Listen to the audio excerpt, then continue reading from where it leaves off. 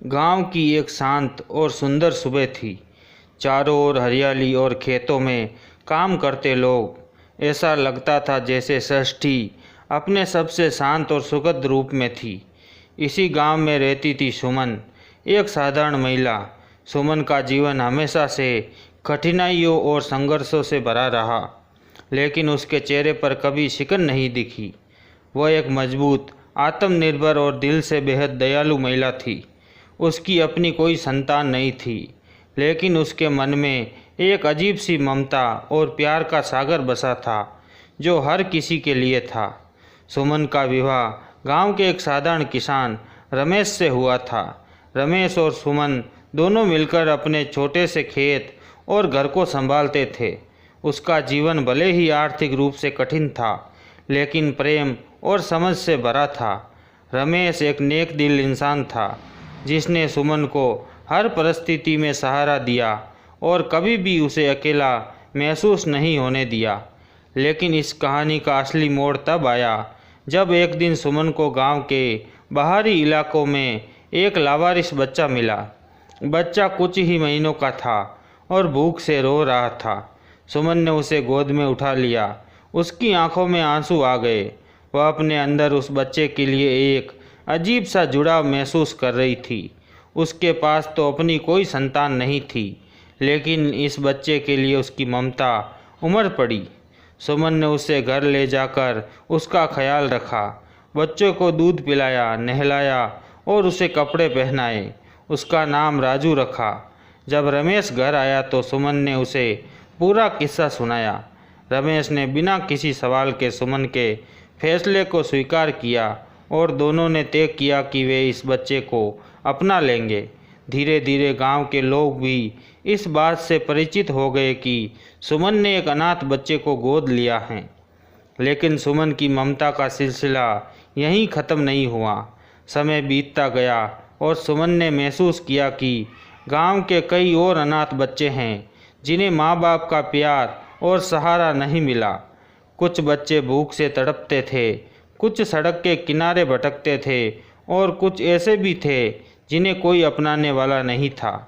सुमन ने ठान लिया कि वह हर उस बच्चे का सहारा बनेगी जिसे दुनिया ने ठुकरा दिया है। ये सफ़र एक बच्चे से शुरू हुआ था, लेकिन अब सुमन के दिल और घर के दरवाजे अनाथ और बेसहारा बच्चों के लिए खुल गए। सुमन की गोद में अब केवल एक बच्चा नहीं था, बल्कि कई और मासूम चेहरे थे जो उसे माँ कहने लगे थे।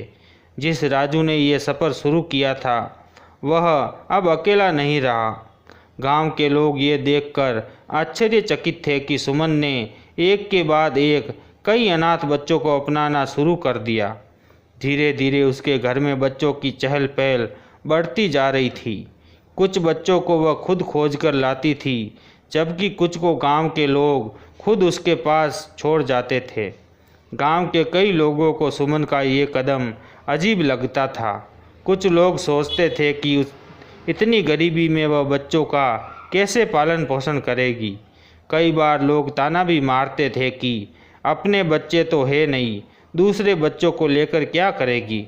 लेकिन सुमन ने कभी किसी की परवाह नहीं की। उसकी ममता और दिल से किया गया काम उसे और मजबूत बनाता गया।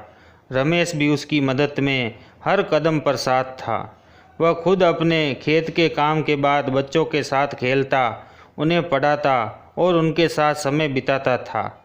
सुमन का घर अब बच्चों की हंसी खुशी से गूंजता रहता। हर सुबह सुमन उन सभी बच्चों को नहलाती, साफ कपड़े पहनाती और एक एक को प्यार से खाना खिलाती। कई बार घर में खाना कम पड़ जाता, लेकिन सुमन और रमेश खुद भूखे रह जाते और बच्चे को खिलाते। सुमन के लिए ये बच्चे उनके अपने थे और उनके लिए कोई भी बलिदान छोटा था। समय के साथ सुमन की ये दया और ममता गांव के बाहर भी फैलने लगी।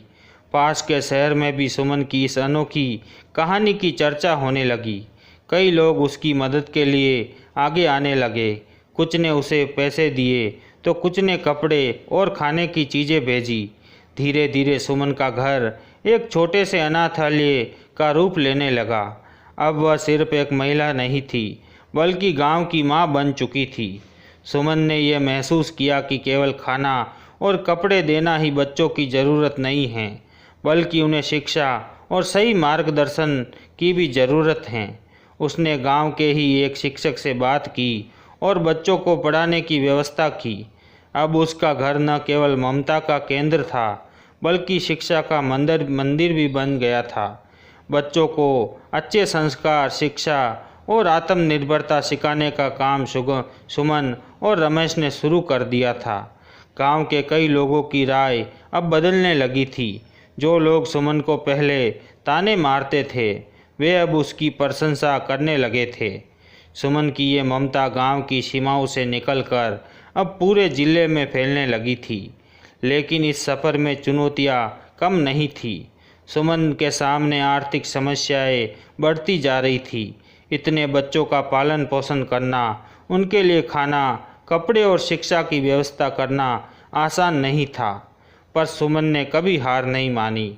उसने अपने दिल में एक दृढ़ संकल्प कर लिया था कि चाहे कितनी भी मुश्किल आए, वह इन बच्चों की माँ बनी रहेगी।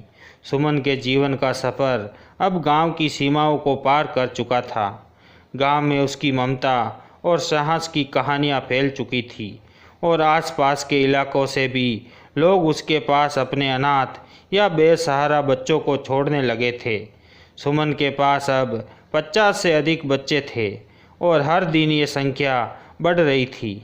लेकिन जितनी तेज़ी से ये संख्या बढ़ रही थी, उतनी ही तेज़ी से चुनौतियाँ भी सामने आने लगी। सुमन और रमेश के लिए इतने सारे बच्चों की देखभाल करना अब एक बड़ा संघर्ष बन गया था।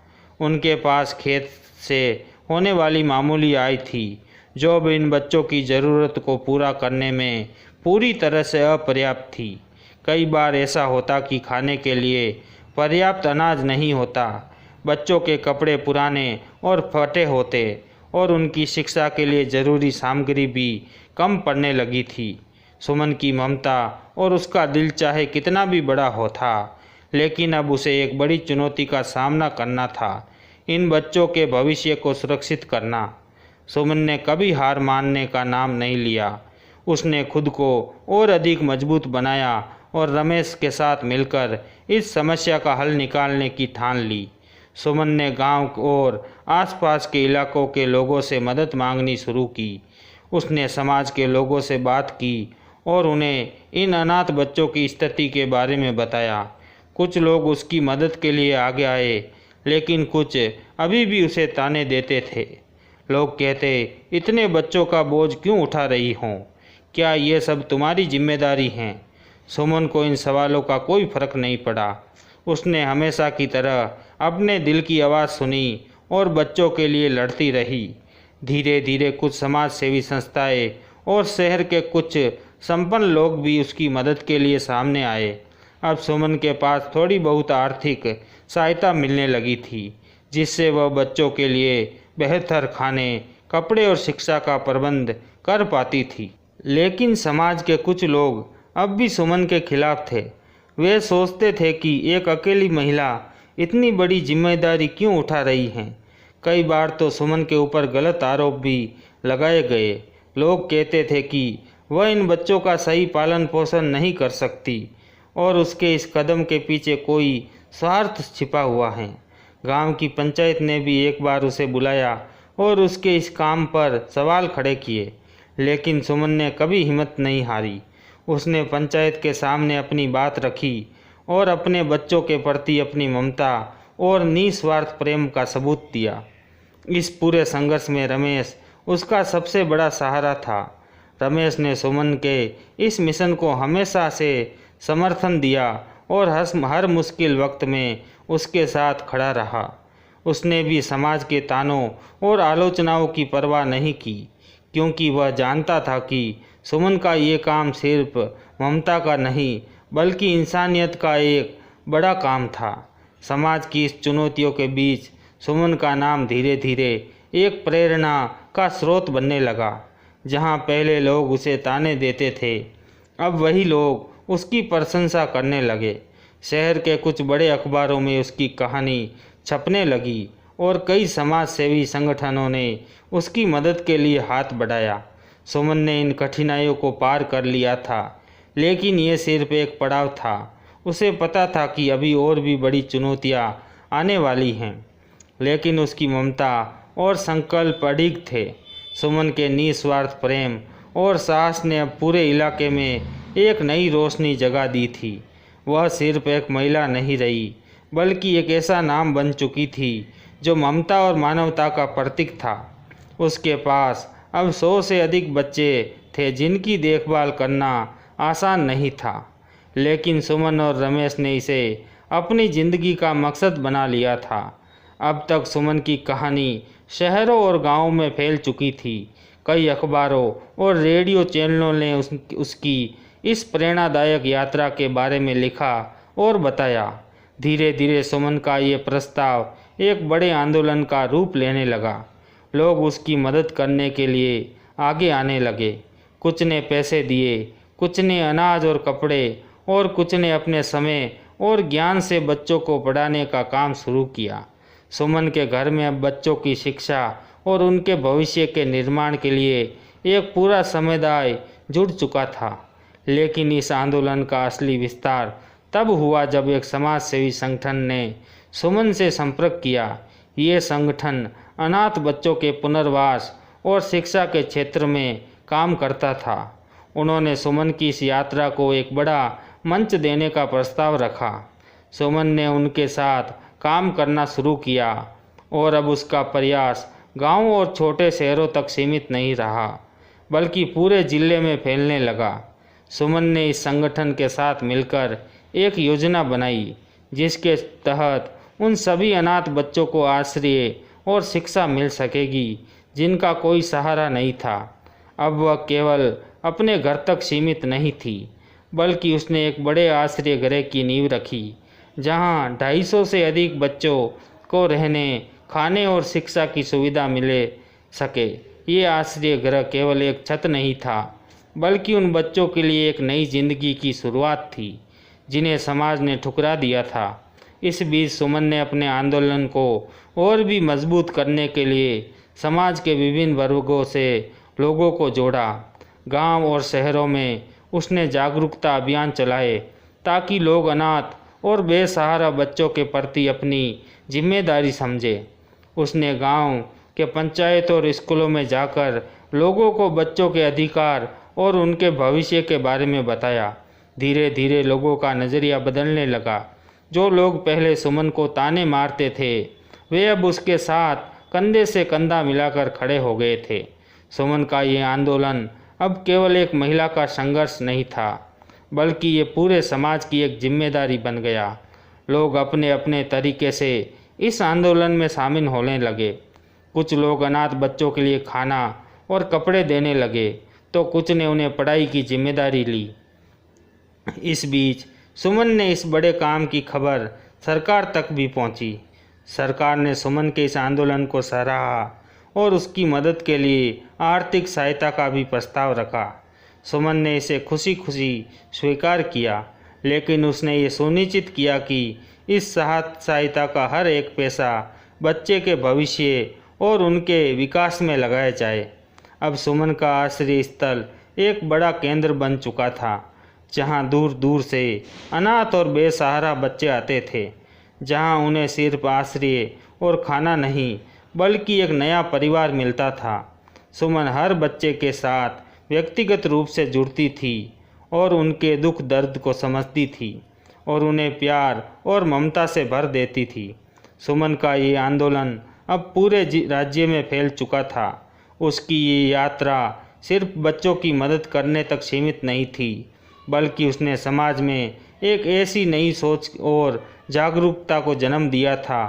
वह लोगों को ये समझाने में कामयाब रही कि हर बच्चा समाज की जिम्मेदारी है और उसे प्यार और सहारा देने से बड़ा कोई काम नहीं है। सुमन का आंदोलन एक ऐसी ऊंचाई पर पहुंच चुका था जहां उसकी ममता और सेवा का हर कोई सम्मान कर रहा था। 250 से अधिक बच्चे अब उसके आश्रय स्थल में रह रहे थे, जिन्हें वह अपने दिल से अपने बच्चे कहती थी। इन बच्चों की हंसी, उनका खिलखिलाना, उनकी मासूमियत, ये सब सुमन के जीवन का आधार बन चुका था। हर बच्चा सुमन के लिए एक नई प्रेरणा और नया सपना था। सुमन के इस सफ़र में कई साल बीत चुके थे। अब वह एक ऐसी शख्सियत बन चुकी थी जिसे लोग न केवल गांव में बल्कि राज्य भर में जानते थे। उसके इस आंदोलन की चर्चा पूरे देश में होने लगी थी। कई बड़े समाचार चैनल और पत्रकार उससे मिलने आए ताकि वे उसकी कहानी को और अधिक लोगों तक पहुंचा सके। सुमन का नाम अब प्रेरणा का प्रतीक बन चुका था, लेकिन सुमन के लिए ये सब नाम और शोहरत मायने नहीं रखती थी। उसके लिए सबसे महत्वपूर्ण था बच्चों का भविष्य। उसने कभी इन बच्चों को केवल आश्रय देने या उसकी बेसिक ज़रूरतें पूरे करने तक सीमित नहीं रखा। उसका उद्देश्य था कि हर बच्चा आत्मनिर्भर बने, एक सम्मानजनक जीवन जी सके और सपनों को साकार कर सके। इसके लिए सुमन ने एक नया कदम उठाया। उसने बच्चों के लिए व्यावसायिक शिक्षा और कौशल विकास की कक्षाएं शुरू की। इसमें सिलाई, कढ़ाई, खेती, कंप्यूटर और अन्य कौशल की ट्रेनिंग दी जाने लगी ताकि बच्चे बड़े होकर अपने पैरों पर खड़े हो सके। सुमन ने इन संगठन से मदद लेकर इन प्रशिक्षण कार्यक्रम को सफल बनाया। धीरे धीरे बच्चे न केवल शिक्षा प्राप्त कर रहे थे बल्कि वह आत्मनिर्भरता की ओर भी बढ़ रहे थे। सुमन की मेहनत और बच्चों के प्रति उसके प्यार का फल अब दिखने लगा था। कई बच्चे जो कभी अनाथ और बेसहारा थे अब पढ़ाई पूरी कर रहे थे और खुद अपने पैरों पर खड़े हो रहे थे। कुछ बच्चे डॉक्टर, इंजीनियर, शिक्षक और समाज सेवी बनने लगे थे। वे सभी सुमन को अपनी सफलता का श्रेय देते थे और हर साल आश्रय गृह में आकर उससे मिलने आते थे। सुमन के दिल में अब उन सभी बच्चों के लिए गर्व का एहसास था, क्योंकि उसने जो सपना देखा था वह अब साकार हो रहा था। लेकिन सुमन का सपना यहीं तक सीमित नहीं था। उसने सोचा कि अगर ये आंदोलन केवल उसके तक सीमित रहा तो ये उन सभी बच्चों तक नहीं पहुंच पाएगा जिन्हें उनकी ज़रूरत है। उसने ये आश्रय गृह की शाखाएँ खोलने का निर्णय लिया ताकि अन्य इलाकों और राज्य में भी अनाथ और बेसहारा बच्चों को मदद मिल सके। उसने कई समाज सेवी संगठनों और सरकार के सहयोग से इस योजना को लागू किया। धीरे धीरे सुमन के आंदोलन की शाखाएँ कई राज्यों में खुलने लगी, जहां और भी अधिक बच्चों को सहारा मिल रहा था। सुमन की ये यात्रा अब अपने अंतिम पड़ाव की ओर थी, लेकिन उसकी ममता और सेवा का ये सफ़र कभी ख़त्म नहीं हो सकता था। वह जानती थी कि उसने जो बीज बोया था वह अब एक विशाल वट वृक्ष बन चुका था, जिसकी छाया में न जाने कितने अनाथ और बेसहारा बच्चों को जीवन की एक नई रोशनी मिली थी। एक दिन जब सुमन अपने घर के आंगन में बैठी थी, उसके पास वे सभी बच्चे बैठे थे जिन्हें उसने कभी गोद लिया था या जिनकी उसने परवरिश की थी। वे सभी अब बड़े हो चुके थे। कुछ अपने परिवार के साथ थे तो कुछ अपने अपने जीवन में सफल हो चुके थे। सुमन के चेहरे पर संतोष और गर्व की झलक थी। उसने अपने जीवन का सबसे बड़ा सपना पूरा कर लिया था। अब वह सिर्फ 250 बच्चों की माँ नहीं थी, बल्कि उन हजारों बच्चों की माँ बन चुकी थी जिनके जीवन को उसने ममता और प्यार से संवारा था। सुमन की कहानी इस बात का सबूत है कि अगर किसी की दिल में सच्ची ममता और प्रेम हो तो वह असंभव को भी संभव बना सकता है। उसकी ममता ने न केवल बच्चों को सहारा दिया बल्कि पूरे समाज को एक नई दिशा और प्रेरणा दी। सुमन का नाम अब इतिहास में उस महान महिला के रूप में दर्ज हो चुका था जिसने अपनी ममता के एक बड़े आंदोलन की नींव रखी और समाज को ये सिखाया कि हर बच्चा प्यार और देखभाल का हकदार होता है।